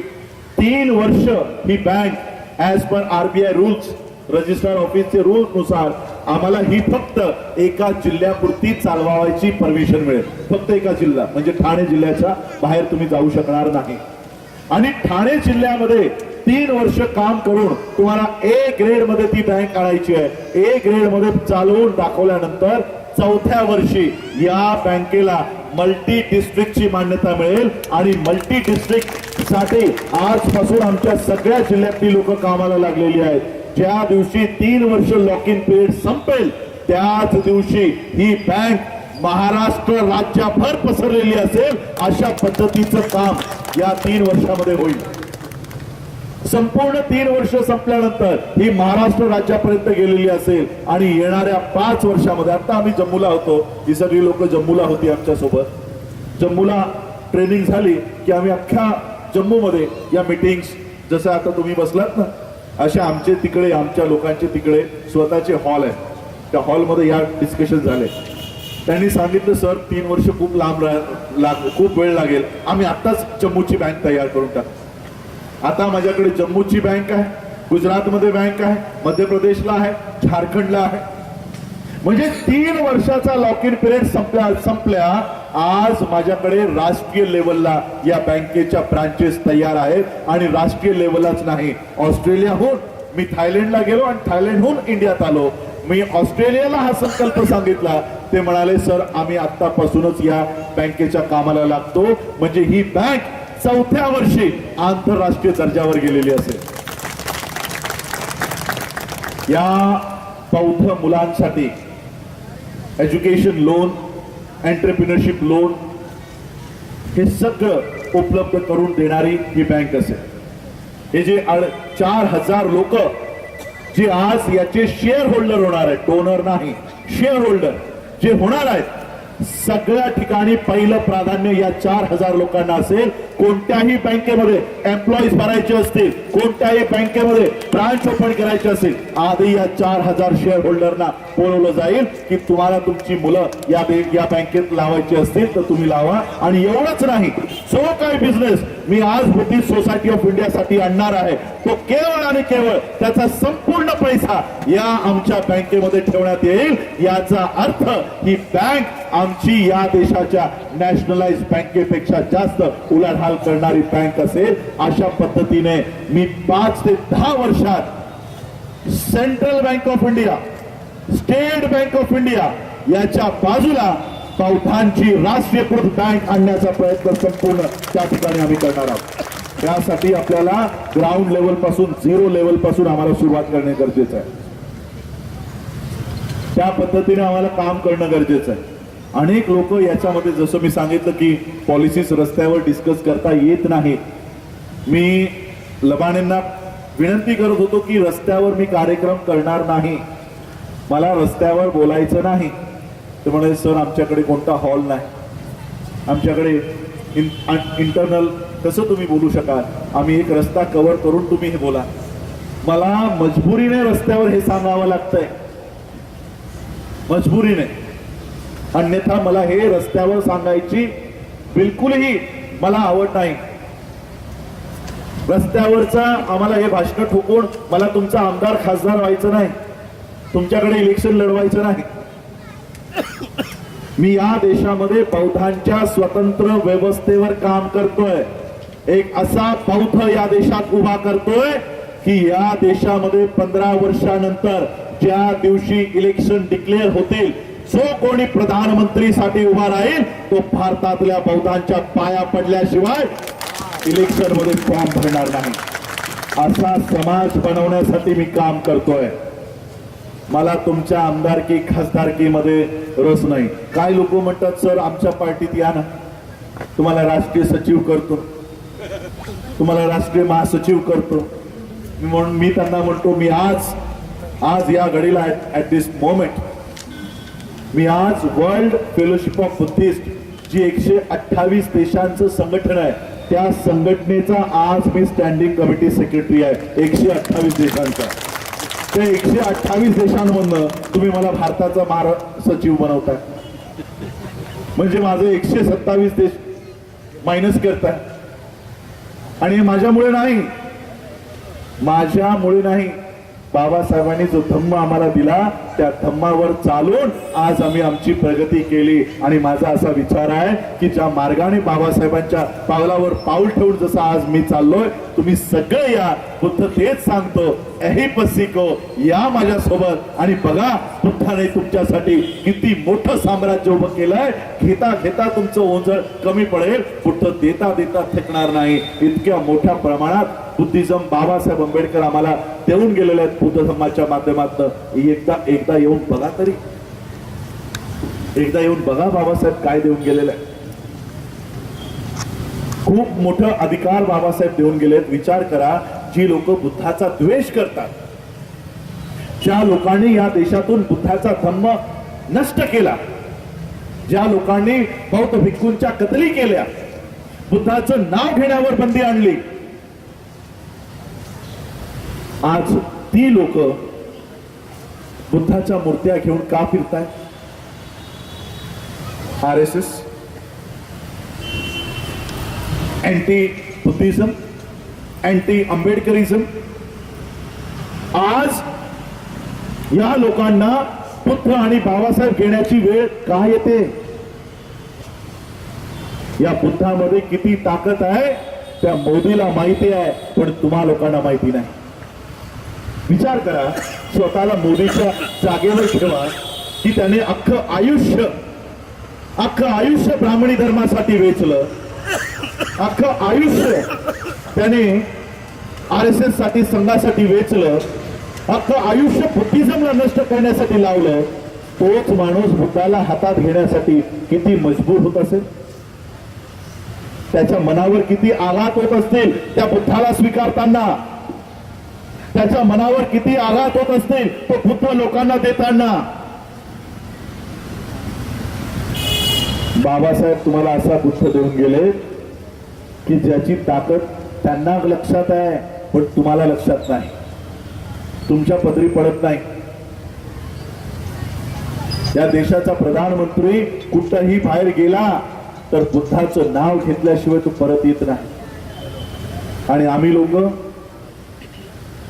बाबासाहेबांनी आम्हाला हा महामार्ग दाखवला, बुद्धाचा मार्ग दाखवला. आम्ही त्या मार्गावर चालण्याऐवजी मरिया आणि खंडोबाच्याच पदरात बसलेलो आहोत, त्याच्या समोरच बसलेलो आहोत. ते सोडलं पाहिजे. जे आपलं घर आहे या घराकडे बघितलं पाहिजे. आपण या घरात नाही म्हणून इतर लोक घरात शिरलेत आणि ते दावा करतायत बुद्धावर. आणि बुद्धावर काय, विष्णूचा अवतार म्हणून दावा करतायत. विष्णूचाच अवतार आहे, मग तुमच्या एकाही मंदिरात बुद्ध कसा नाही? एकदाही तुम्ही बुद्धाची जयंती का साजरी करत नाही? म्हणजे बुद्धाचा पैसा हवा पण बुद्ध नको, अशा पद्धतीने ही लोक काम करतायत. आणि म्हणून मी तुम्हा लोकांना बाबासाहेबांनी दिलेला हा धम्म त्या पद्धतीने आम्हा लोकांना चालवला पाहिजे. एवढंच नाही, हे तर बँकिंग व्यवस्था झाली. नागपूरमध्ये 60 एकर जमीन आज आम्ही हस्तांतरित आम्हाला झालेली आहे. आणि त्या 60 एकर जमिनीवर आज आमची मुलं परदेशात जाऊन शिक्षण घेत आहेत. त्या परदेशातल्या सगळ्या युनिव्हर्सिटीचं एक कॅम्पस आम्ही या भारतात आणून आमची मुलं याच देशात शिकतील अशा पद्धतीची युनिव्हर्सिटी तयार करत आहोत, बुद्धिस्ट युनिव्हर्सिटी तयार करत आहोत. अशा पद्धतीचं आम्ही काम करत आहोत. एज्युकेशन असेल, इकॉनॉमी असेल, याच्यावर काम करणं गरजेचं आहे. आमची मुलं, खास करून उल्हासनगरची तरुण, अंबरनाथची तरुण, पाहिजे त्याचा झेंडा हातात घेऊन ते फिरत असते. आज काँग्रेसचा झेंडा, राष्ट्रवादीचा झेंडा, शिवसेनाचा झेंडा आता राहिलाय की नाही मलाही माहिती नाही. आणि बीजेपी या लोकांचे झेंडे घेऊन अख्ख्या गावभर फिरत असतात. बाईकला लावतील, कारला लावतील. अनेक वर्ष आपण यांचे पक्ष ओढलेच म्हणेन मी.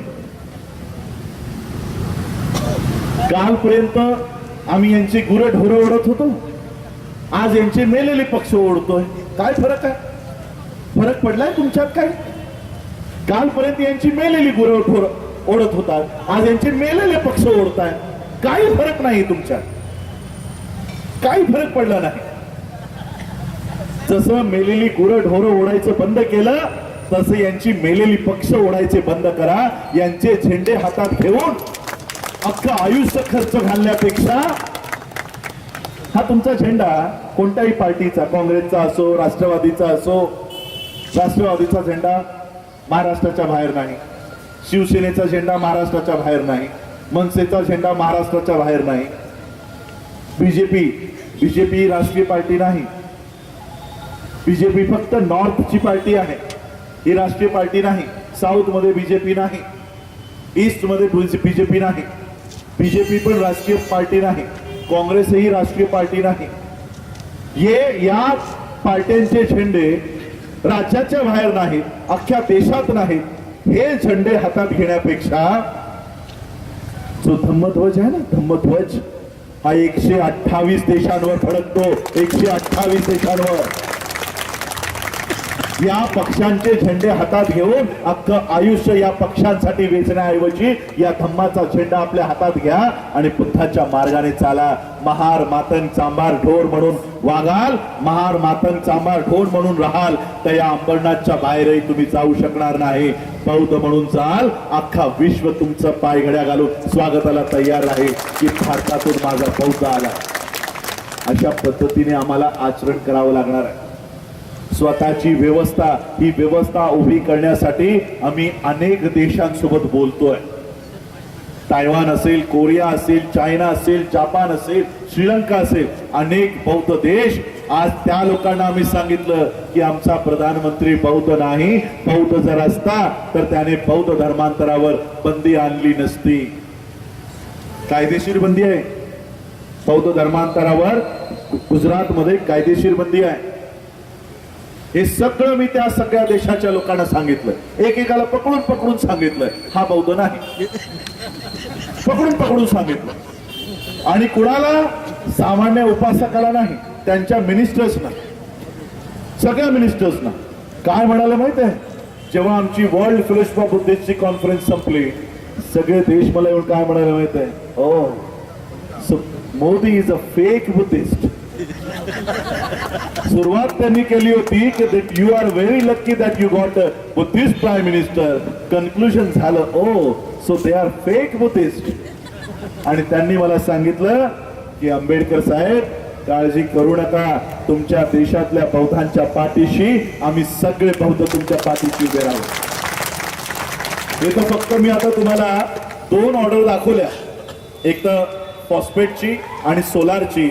अजून मला या गुरुवारी माझी तायवानच्या मिनिस्टर सोबत वेब कॉन्फरन्स आहे. संपूर्ण तायवानने मला आमंत्रण दिलेलं आहे की सर, इंडियामध्ये संपूर्ण बायोटेक्नॉलॉजी मध्ये जर कसलाही कॉन्ट्रॅक्ट द्यायचा असेल तर फक्त तुमच्या माध्यमातून आम्ही भारताला देऊ. अशा पद्धतीने आज भारतातल्या, जर आजपर्यंत हे कॉन्ट्रॅक्ट कुणाला मिळत होते माहित आहे? अडाणी, अंबानी आणि ते सिमेंट्स. आता आपण ट्रेनने जातो, पांढरी ट्रेन बघतो, ही सगळी एसी ट्रेन बघतो, कुणी बनवली? सिमेंट्सने. हे आमचे रेल्वेवाले बसलेले सिमेंट्सने बनवली. Cements Buddhist company. एक बौद्ध देशाने तुमची रेल्वे बनवलेली आहे. बौद्ध देशाने. आहे का तुमचं रिप्रेझेंटेशन एकतरी त्याच्यात? आहे तुमचा कोणीतरी इंजिनियर त्याच्यामध्ये, ज्याने ही ट्रेन या भारतामध्ये असेंबल केली? एकही तुमचा माणूस नाही. का? कारण भारतात एंट्री करतानाच अडाणीला उभं केलं. हा घ्या आमचा बुद्धिस्ट. अडाणीला उभं केलं. त्या अडाण्याला बाजूला सारून मी ठामपणे तिथे उभा राहिलोय. आता सगळे बौद्ध देश या देशासोबत करार करताना आधी आम्हाला विचारतील की तुम्ही प्रॉपर बुद्धिस्ट आहात आणि भारतातल्या बौद्धांना जर बिझनेस देत असाल तर आम्ही तुम्हाला बिझनेस देतो.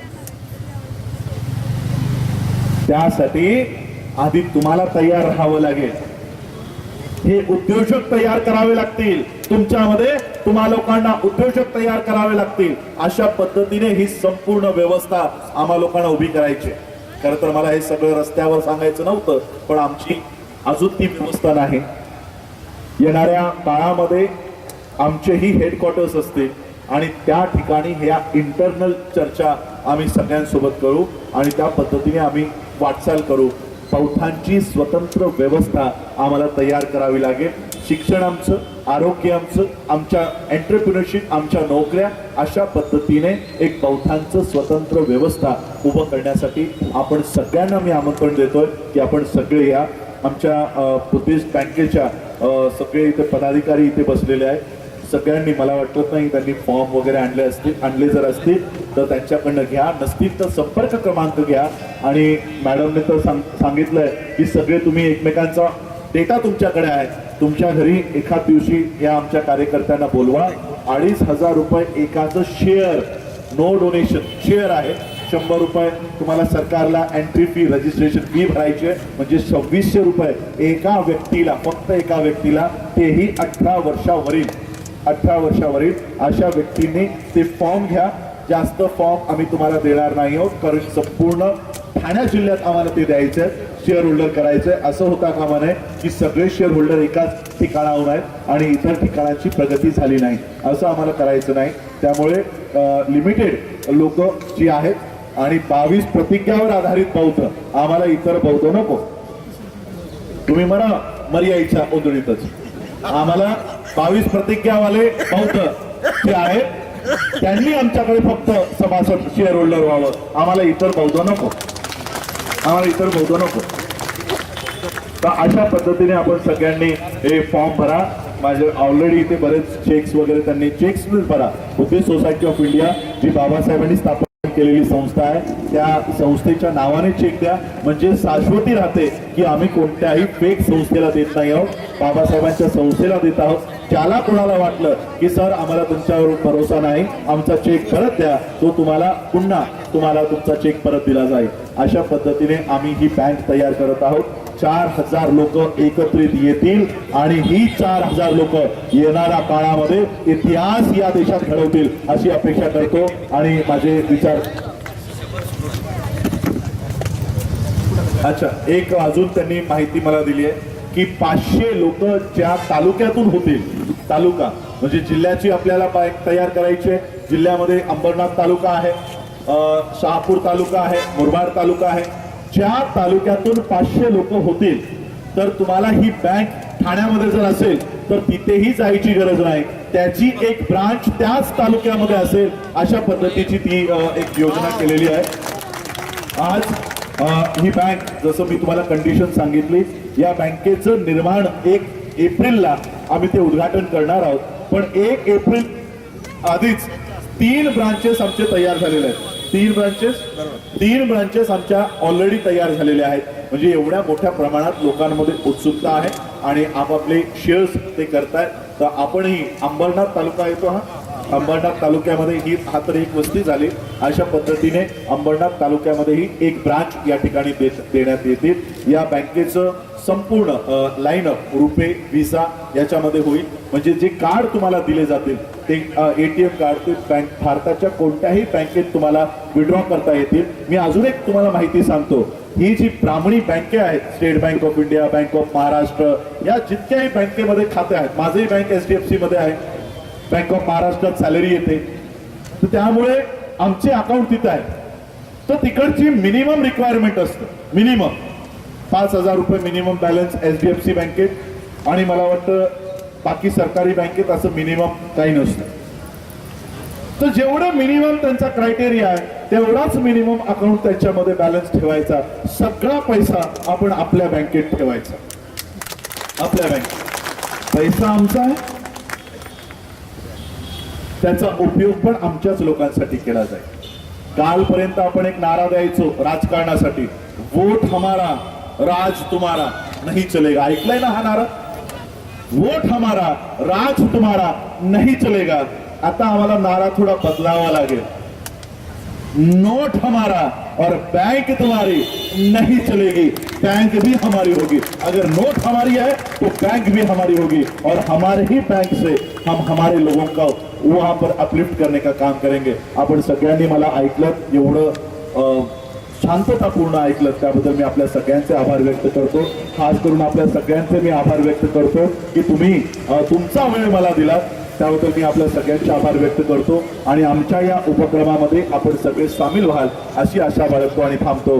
जय भीम, जय भारत, नमो बुद्धाय. 2 मिनिटांमध्ये आपण या कार्यक्रमाचा समारोप करतो. मी सर्वांना विनंती करतो की आहात त्याच ठिकाणी आपण थांबा, कारण या रिझर्व्ह बँकेची स्थापना मुळात डॉक्टर बाबासाहेब आंबेडकर यांच्या विचारातून झाली, त्यांच्या प्रयत्नातून झाली, आणि ते सहकार क्षेत्र आजपर्यंत आम्ही खऱ्या अर्थाने अनुभवू शकलो नाही किंवा आचरणात आणू शकलो नाही, किंवा आमचं दुर्दैव असेल तर आजही आम्ही ज्या अदृश्य गुलामगिरीमध्ये वावरत असू तर त्यातून बाहेर पडण्यासाठी एकमेका सहाय्य करू. आणि अवघ सर्वप्रथम 2 भागीदार या ठिकाणी उपस्थित होत्या, तर त्यांचा आपण या ठिकाणी सन्मान करावा. सुनील उमरे यांच्या या बँकेमध्ये सगळ्यात आधी अंबरनाथमधून आपले हे 2 भागीदार डायरेक्टर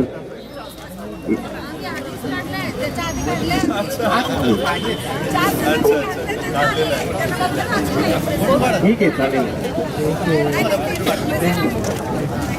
जोरदार टाळ्यांमध्ये या बँकेच्या भावी संचालकांसाठी आपण या ठिकाणी त्यांचं स्वागत करतो.